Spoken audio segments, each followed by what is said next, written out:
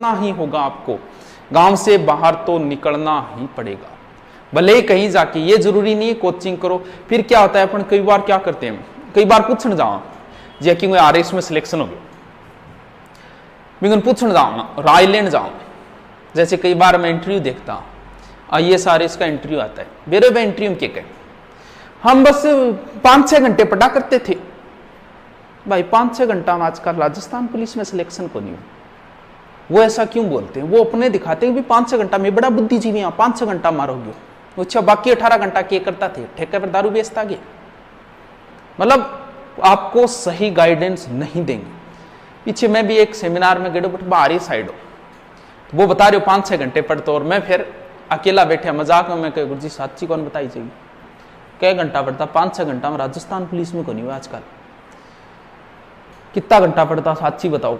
बोले गुरु मैंने Android mobile बेच दिया था, कीपैड मोबाइल रखता था, और वो भी सिर्फ घर वालों से बात करने के लिए। मुझे ये नहीं पता था कब सवेरा होता है और कब शाम होती है।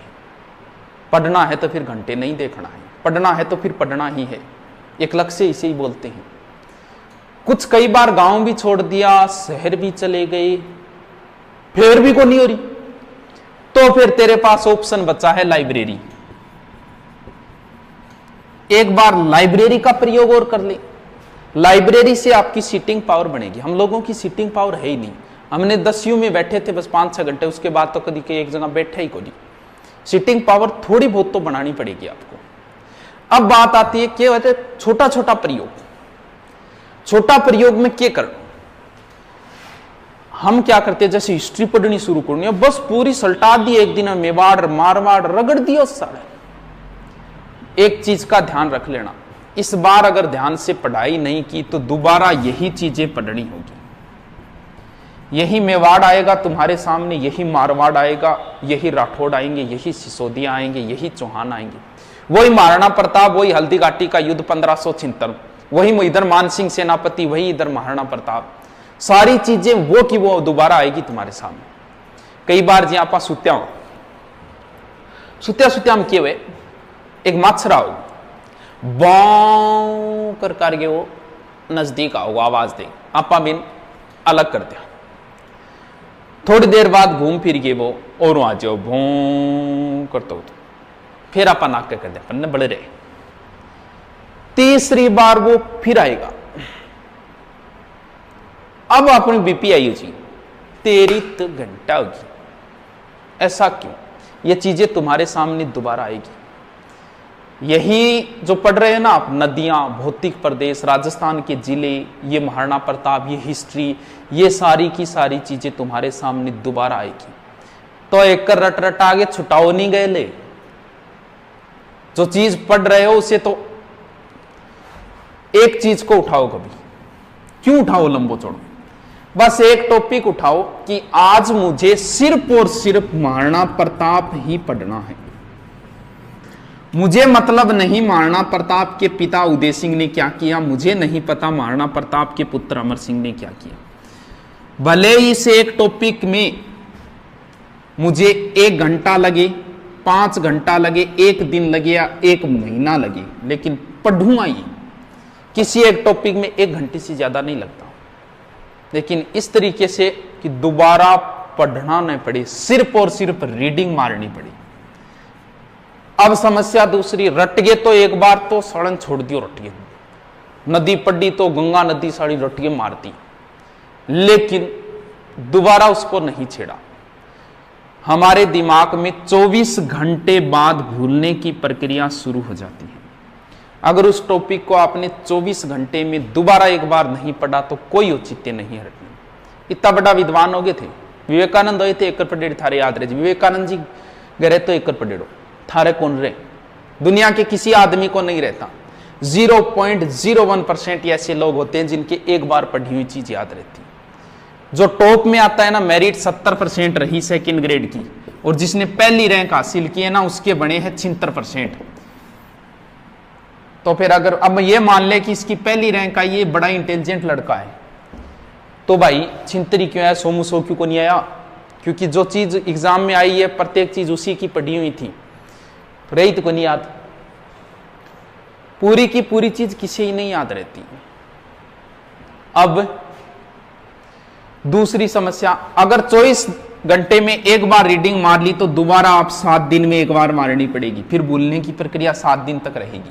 उसके बाद आपको 1 महीने में एक बार रीडिंग मारनी, यानी महीने में आपको कम से कम 3 बार वो चीज रीडिंग मारनी होगी। पढ़ा तो सुत्या पढ़ा, अरे सुत्या कभी पढ़ी चोगे, सोओगे तो पढ़ाई के लिए बैठना पड़ेगा, सो के रीडिंग की जाती है। हाँ, पहले का मेरा टॉपिक पढ़ा हुआ है गंगा नदी, अब तो आराम से रीडिंग मारनी है रिलैक्स होके। लेकिन नया टॉपिक पढ़ रहे तब आप सो के नहीं पढ़ सकते, कोई मतलब नहीं, सो जा फिर, रहने दे, क्यों माथा बची करे। देखो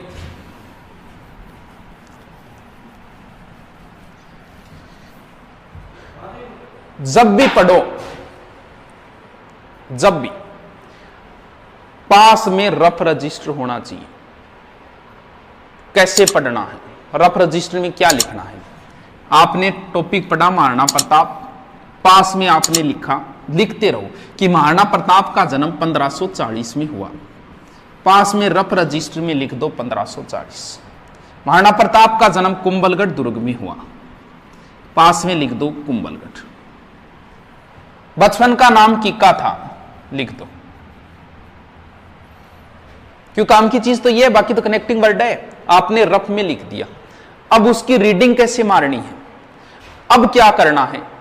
अब आप ये देखो, दोबारा रीडिंग मारो, 1540 में क्यों जन्म, अच्छा कुंभलगढ़ दुर्ग, अच्छा कुंभलगढ़ दुर्ग, किक्का की चीज हो, मान लो आपके नहीं याद रहा कि किक्का क्या था, तब आप उसमें देखो कि किक्का क्या था। यह होती है पढ़ने का तरीका। हमेशा रफ रजिस्टर नजदीक रखो, उसमें से लिखते जाओ, उसको फिर देखो कि यार ये क्या चीज लिखी थी मैंने, ये क्या चीज लिखी थी। क्योंकि काम करो तो कुछ ऐसा करो, जिंदगी में कुछ भी कर लेना, भले ही चाय बेच लेना, भले ही जूस की दुकान खोल लेना, लेकिन बढ़ाओ ना, जो चीज बनाओ। पढ़ा रहे हो तो साला ऐसा पढ़ाओ कि तुम्हारे जैसा शहर में कोई और ना पढ़ाता हो। चाय बनाते हो तो ऐसी बनाओ कि तुम्हारे जैसी कोई चाय ना बनाता हो शहर में, लोग तुम्हारे पास 10 किलोमीटर से चल के आएंगे। छोटे से गांव में पढ़ाता था मैं, तारानगर, और उसमें मैंने अजमेर जोधपुर तक के बच्चे पढ़ाए थे।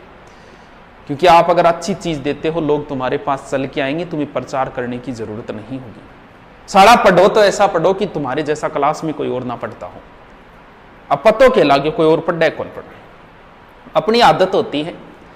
अब चेक करांगा, सार लाइन पूछांगा, भाई तू कितना घंटा पढ़ा है, वो थान पतो है कि कहूं 1-2 घंटा। कोई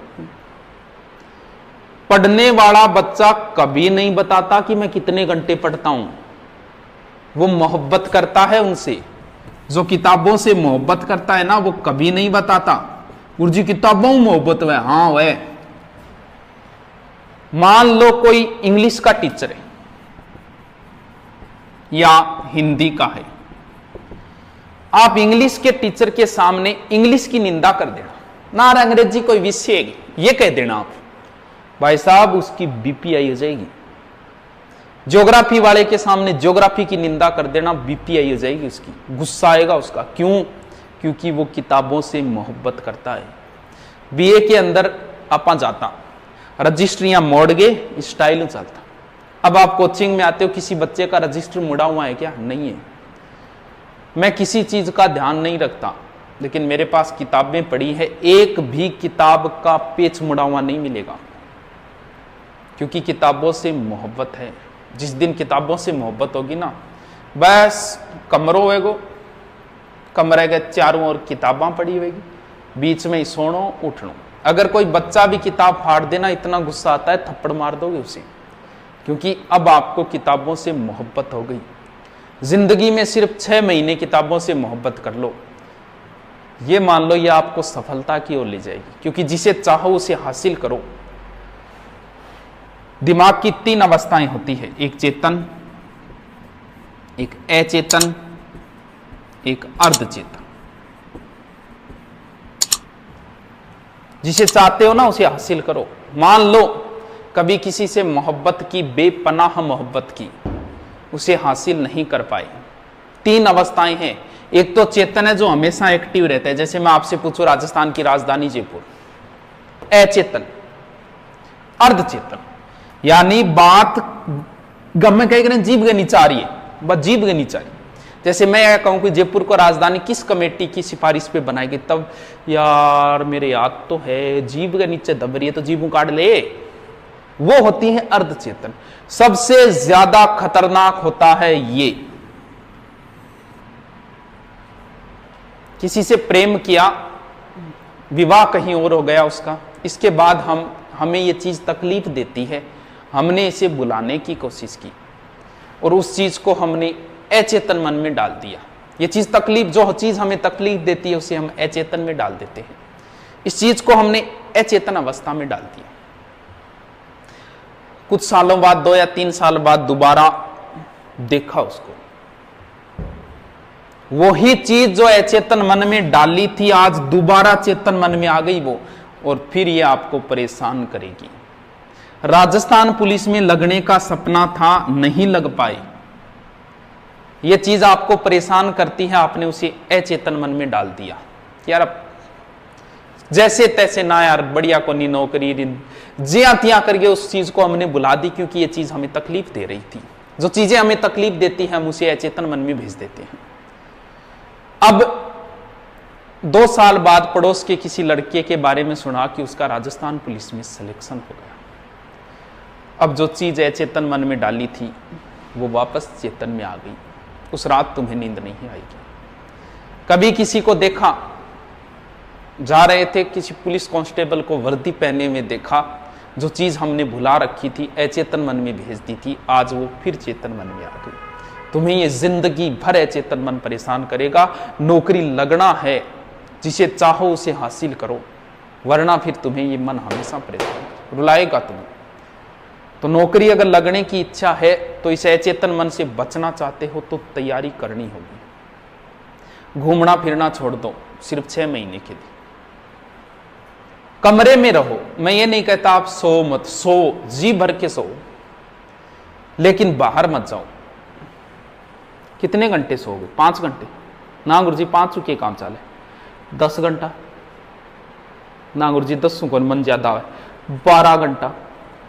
ना 12 कौन काम चाले। 15 कुंभकर्ण तो कोनी तू, 15 घंटा मान ले, बाकी कितना बच गया? 9 में 4.5 और काट दे।